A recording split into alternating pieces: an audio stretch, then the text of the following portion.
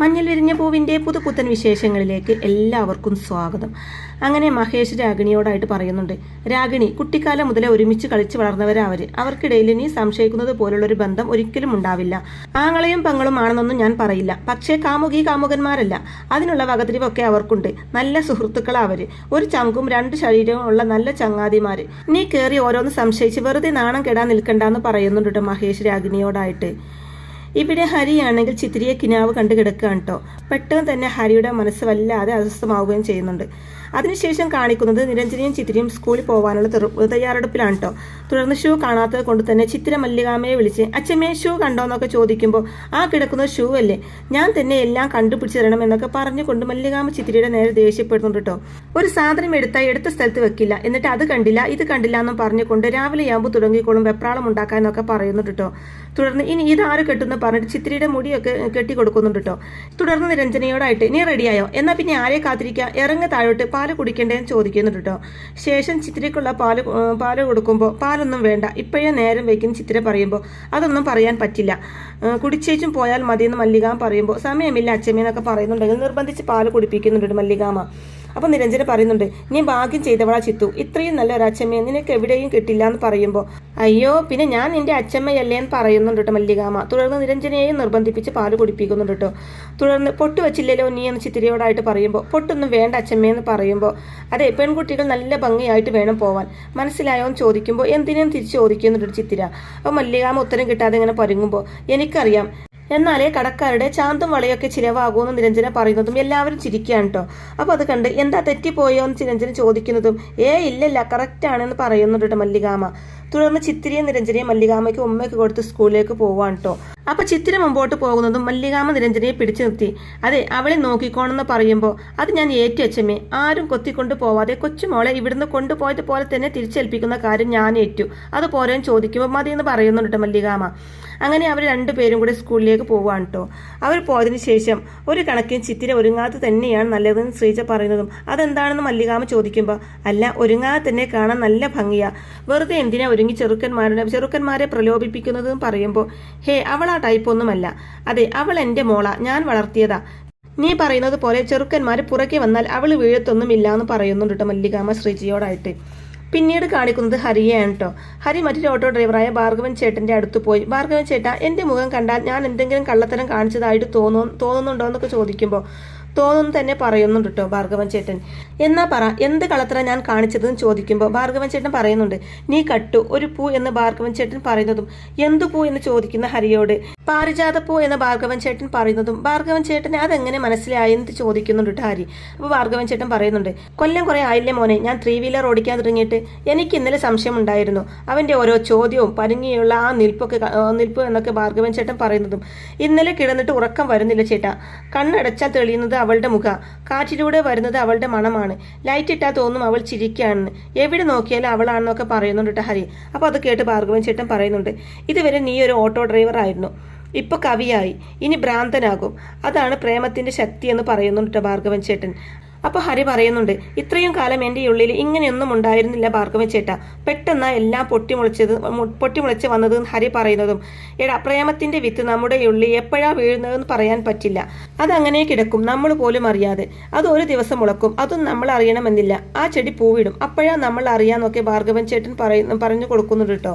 ഇനി എന്താ ചെയ്യാന്ന് ഹരി ചോദിക്കുമ്പോൾ, അവൾ തന്നെയല്ലേ കക്ഷി, ആ മല്ലികയുടെ മോളെന്ന് ഭാർഗവൻ ചേട്ടൻ ചോദിക്കുന്നതും, അതേന്ന് പറയുന്നുണ്ട് ഹരി, നല്ല കുട്ടിയാ, പക്ഷേ ചില പ്രശ്നങ്ങളുണ്ട്, ക്ലാസ് ഫാഡ്, വർഗസമരം, നിങ്ങൾ രണ്ടും 2 വർഗമാണ്, ഒന്ന് മുതലാളി വർഗം ഭൂഷകൻ, 2 തൊഴിലാളി വർഗം, എളുപ്പത്തിൽ പ്രേമം ഓക്കെയാവില്ല എന്നൊക്കെ ഭാർഗവൻ ചേട്ടൻ പറയുന്നതും, അങ്ങനെ പറഞ്ഞാൽ പറ്റോ, എല്ലാത്തിനും മീതയല്ലേ പ്രേമം എന്ന് ചോദിക്കുന്നുണ്ട് ഹരി. അപ്പോൾ ഭാർഗവൻ ചേട്ടൻ പറയുന്നുണ്ട്, എന്ന് നമുക്ക് തോന്നും, പക്ഷേ വ്യത്യാസം തന്നെയാണ്, അതുകൊണ്ട് ആദ്യം അവരുടെ മനസ്സിലിരിപ്പ് എന്താണെന്ന് അറിയണം, അതറിഞ്ഞിട്ടേ മുന്നോട്ട് പോവാൻ പാടുള്ളൂ എന്നൊക്കെ ഭാർഗവൻ ചേട്ടൻ പറയുമ്പോൾ, എൻ്റെ മനസ്സിലുള്ളത് തുറന്നു പറഞ്ഞോലോ എന്ന് ചോദിക്കുന്ന ഹരിയോട്, അതോടെ ആ ബന്ധം അവസാനിക്കുമെന്ന് പറയുന്നുണ്ട് കേട്ടോ. എടാ അവളുടെ ഉള്ളിൽ നിന്നോട് ഇഷ്ടമുണ്ടെങ്കിലല്ലേ നീ നിന്റെ മനസ്സ് തുറക്കേണ്ടതുള്ളൂ, അല്ലെങ്കിൽ വണ്ടി ഷെഡിൽ കയറ്റിട്ടൂടെ എന്നൊക്കെ ഭാർഗവൻ ചേട്ടൻ ചോദിക്കുന്നതും, അത് ശരിയാ, അപ്പൊ എങ്ങനെ ചോദിക്കുന്ന ഹരി ചോദിക്കുമ്പോൾ, ഉപമകളിലൂടെ വേണം സംസാരിക്കാൻ, നല്ല കാമുകന്മാരുടെ ലക്ഷണം അതാ, ഐ ലവ് യു എന്ന് തുറന്നു പറയുന്നത് മോശം കാമുകന്മാരാ, എൻ്റെ മനസ്സിലൊരു മഴ പെയ്യുന്നു, കുടയുമായി കൂടെ വരാമോ, ആ രീതിയിൽ എന്നൊക്കെ ഇങ്ങനെ ഭാർഗവൻ ചേട്ടൻ പറഞ്ഞു കൊടുക്കുമ്പോൾ ഉഗ്രൻ ഡയലോഗാണല്ലോ, ഇതൊക്കെ എവിടുന്ന് കിട്ടുന്നു എന്ന് ചോദിക്കുമ്പോൾ ജീവിതാനുഭവം, എക്സ്പീരിയൻസ്, ആ ഡയലോഗ് പറഞ്ഞതിന് കിട്ടിയ അടി അതിപ്പോഴും കവിളത്ത് മാറാതെ ഓർമ്മയായിട്ട് കിടപ്പുണ്ട്. പക്ഷെ നീ പറഞ്ഞോ, നിനക്കിതിന് പറ്റും എന്ന് പറയുന്നുണ്ട് ഭാർഗവൻ ചേട്ടൻ. എന്നാ പോയി ചോദിക്കാല്ലേ എന്ന് ഹരി ചോദിക്കുമ്പോൾ ധൈര്യമായിട്ട് ചോദിക്ക്, അത് നിന്റെ അവകാശമാണ്, ഒരു കാമുകന്റെ അവകാശം എന്ന് പറയുന്നുണ്ട് ഭാർഗവൻ ചേട്ടൻ ഹരിയോടായിട്ട്. അതിനുശേഷം കാണിക്കുന്നത് ഇവിടെ മല്ലികാമയാണെങ്കിൽ ചിത്തിരിയുടെ റൂമിൽ കയറി അവിടെയൊക്കെ സെർച്ച് ചെയ്യാൻ കേട്ടോ.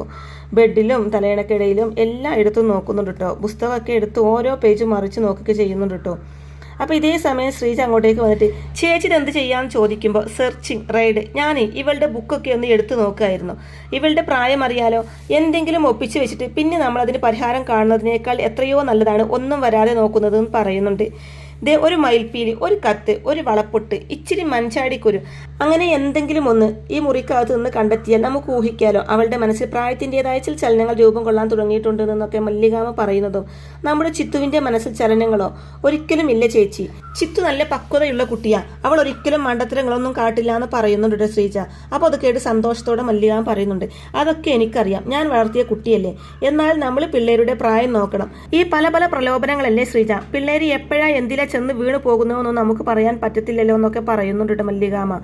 നമ്മുടെ ചിത്തു ഒരിക്കലും ഒന്നിലും വീണു പോവില്ല, അതോർത്ത് ചേച്ചി എന്തായാലും പേടിക്കണ്ടെന്ന് ശ്രീജ പറയുമ്പോൾ എനിക്ക് പേടിയൊന്നും ഉണ്ടായിട്ടില്ല, എന്നാലും ശ്രദ്ധിക്കാനുള്ളത് നമ്മൾ ശ്രദ്ധിക്കണം. പണ്ട് എൻ്റെ അച്ഛൻ ഞാൻ അറിയാതെ എൻ്റെ മുറിയിൽ കയറി പരിശോധിക്കുകയായിരുന്നു. ഒരിക്കൽ ഞാനത് കണ്ടുപിടിച്ചു. അന്ന് അച്ഛൻ എന്നോട് പറഞ്ഞത് എന്താണെന്നറിയാവോ, അത് എൻ്റെ അച്ഛൻ്റെ കടമയാണെന്ന്. എനിക്കന്ന് അച്ഛൻ പറഞ്ഞതൊന്നും മനസ്സിലായില്ല, പലതിനോടും എതിർപ്പും തോന്നിയിരുന്നു. പക്ഷേ ഇപ്പോൾ തോന്നുക അച്ഛൻ പറഞ്ഞതായിരുന്നു ശരിയെന്ന്. നമ്മുടെ നോട്ടക്കുറവ് കൊണ്ട് നമ്മുടെ മക്കൾ ഒരിക്കലും വഴിതെറ്റി പോവാൻ പാടില്ല ശ്രീജ. ഇക്കണ്ട കാലം മുഴുവനും ഞാൻ ജീവിച്ചത് ആർക്കു വേണ്ടിയാ? എൻ്റെ ചിത്തുവിന് വേണ്ടിയല്ലേ? അവൾക്കൊരു നല്ല ജീവിതം ഉണ്ടാവണം, അഞ്ജനയെക്കാളും ഉയരത്തിൽ അവളെത്തണം. ഞാൻ കഷ്ടപ്പെട്ടത് മുഴുവനും അതിനു വേണ്ടിയാ ശ്രീജ. നമ്മുടെ ഒരു ചെറിയ അശ്രദ്ധ മതി എല്ലാം തകരാൻ, അതിന് എന്തായാലും ഞാൻ നിന്നു കൊടുക്കത്തില്ല എന്ന് പറയുന്നു കേട്ടോ. തുടർന്ന് ശ്രീജയോടായിട്ട് നീ ചുമ്മാ നോക്കി നിൽക്കാതെ ഇവിടെ വന്ന് തപ്പാൻ നോക്ക്, ഇവിടെ എവിടെയെങ്കിലും വല്ല കുന്നിക്കുരുവോ കത്തോ എന്തെങ്കിലും ഉണ്ടോ എന്ന് നോക്കുന്നൊക്കെ പറയുന്നുണ്ട് കേട്ടോ. അങ്ങനെ അവർ രണ്ടുപേരും കൂടെ ആ റൂം മൊത്തം സെർച്ച് ചെയ്യുന്നുണ്ട് കേട്ടോ. നോക്കാൻ ഒരിടവും ബാക്കിയില്ല കേട്ടോ. അവസാനം മല്ലികാമ ഒന്നുമില്ല അല്ലേ എന്ന് ചോദിക്കുമ്പോൾ ഒന്നുമില്ല എന്ന് പറയുന്നുണ്ട് ശ്രീജ. അപ്പോൾ എൻ്റെ മോൾ പെർഫെക്റ്റ് ആണല്ലേ എന്ന് പറയുമ്പോൾ എത്ര തവണ പറഞ്ഞു പെർഫെക്റ്റ് ആണെന്ന് ശ്രീജ പറയുന്നതും ആ പറഞ്ഞു, ഇതിപ്പോൾ എനിക്ക് എൻ്റെ ആദ്യ കൊണ്ടാണ്, നെഞ്ചിനകത്തൊരു തീ കുടുക്ക ഇരിക്കുകയാണ്, അത് കിടണമെന്നുണ്ടെങ്കിൽ അവൾക്ക് IAS കിട്ടണമെന്ന് പറയുമ്പോൾ കിട്ടും ചേച്ചി, ചേച്ചി ധൈര്യമായിട്ടിരിക്കുമെന്ന് പറഞ്ഞ് സമാധാനിപ്പിക്കുന്നുണ്ട് ശ്രീജ. അതിനുശേഷം കാണിക്കുന്നത് ചിത്തിര ക്ലാസ് കഴിഞ്ഞ് വീട്ടിലേക്ക് പോകുമായിരിക്കും കേട്ടോ. അപ്പോൾ ഓടി കിതച്ചുകൊണ്ട് ഹരി ചിത്തിരാന്ന് വിളിക്കുമ്പോൾ എന്താ കിടക്കുന്നതെന്ന് ചോദിക്കുമ്പോൾ ഓടിയെന്ന് ഹരി പറയുന്നതും അപ്പോൾ വണ്ടി ഇല്ലേന്ന് ചോദിക്കുമ്പോൾ അത് അപ്പുറത്ത് കിടക്കാമെന്ന് പറയുന്നുണ്ട് കേട്ടോ. ഒരു സംശയം ചോദിക്കാനാ വന്നത്, സത്യം പറയണമെന്ന് ഹരി പറയുന്നതും അല്ലെങ്കിൽ ഞാൻ എന്തിനാ നുണ പറയുന്നത് അതും ഹരിയോട് എന്ന് പറയുന്നുണ്ട് ചിത്തു. അതുപോലൊരു കാര്യമാണ് ചോദിക്കാൻ പോകുന്നതെന്ന് ഹരി പറയുമ്പോൾ ദൈവമേ താങ്ങാൻ പറ്റാത്തതാണെങ്കിൽ ചോദിക്കേണ്ടെന്ന് ചിത്തിര പറയുമ്പോൾ ചോദിക്കും എനിക്കറിയണം സത്യം എന്ന് പറയുമ്പോൾ എന്നാൽ വേഗം ചോദിക്കും ചിത്തിര വീണ്ടും പറയുന്നതും നിനക്ക് ഈ ലോകത്ത് ഏറ്റവും ഇഷ്ടമുള്ളത് ആരെയാണെന്ന് ചോദിക്കുമ്പോൾ എനിക്കോ നിനക്കറിയില്ലേ, ഞാൻ കരുതിയത് നിനക്കെല്ലാം അറിയാന്ന, ഇത്രയും കാലം എൻ്റെ കൂടെ നടന്നിട്ടും നിനക്കൊന്നും മനസ്സിലായില്ലല്ലോ ഹരി, കഷ്ടം. ഇങ്ങനെ ഒരു ചോദ്യം നീ എന്നോട് ചോദിച്ചെങ്കിൽ അതിനൊരൊറ്റ അർത്ഥമേ ഉള്ളൂ, നിനക്ക് എന്നെക്കുറിച്ച് ഒരു ചുക്കും അറിയില്ല ഒന്നൊന്ന് പറഞ്ഞിട്ട് ചിത്തിര പിണങ്ങി പോവാൻ കേട്ടോ. അപ്പോൾ ഹരിയാണെങ്കിൽ പിന്നാലെ ചെന്ന് സോറിയൊക്കെ പറയുന്നുണ്ടെങ്കിലും ഹരി എനിക്ക് ആകെ വിഷമായി എന്ന് പറയുന്നുണ്ട് കേട്ടോ ചിത്തിര. ഈ ലോകത്ത് ഞാൻ ഏറ്റവും കൂടുതൽ ഇഷ്ടപ്പെടുന്നത് എൻ്റെ അച്ഛമ്മയാണ് ചിത്തിര പറയുന്നത് കേട്ട് ഹരി ആകെ അന്തം വിടുന്നുണ്ടെങ്കിലും ഒടുവിൽ ചിത്തിരയുടെ മറുപടിയിൽ കൺവിൻസ്ഡ് ആവുകയാണ് ചെയ്യുന്നത്. തുടർന്ന് രണ്ടാമത് ആരെയാണ് ചോദിക്കുമ്പോൾ അതും അച്ഛമ്മയാണ്, മൂന്നാമതും അച്ഛമ്മയാണെന്ന് തന്നെ പറയുന്നുണ്ട് ചിത്തിര. തുടർന്ന് നാലാമത് പക്ഷേ വേറൊരു സാധനമാണ്, പറഞ്ഞാൽ നീ ചിരിക്കുന്നൊക്കെ പറയുമ്പോൾ എന്താണെന്ന് ഹരി ആകാംക്ഷയോട് ചോദിക്കുമ്പോൾ ബിരിയാണിയാണെന്ന് ചിരിയോടെ പറയുന്നുണ്ട് കേട്ടോ. അപ്പോൾ ബിരിയാണിയോ ഹരി തിരിച്ചു ചോദിക്കുന്നതും അതെ ബിരിയാണി, നിനക്കിഷ്ടമല്ലേ ബിരിയാണി? ഇഷ്ടമാണെന്ന് ഹരി പറയുന്നതും എൻ്റെ പഠിത്തമൊക്കെ കഴിഞ്ഞോട്ടെ ഒരു ദിവസം ഞാൻ നിനക്ക് ബിരിയാണിയൊക്കെ ഉണ്ടാക്കി തരാമെന്ന് പറയുന്നുണ്ട് ചിത്തിര ഹരിയോടായിട്ട്.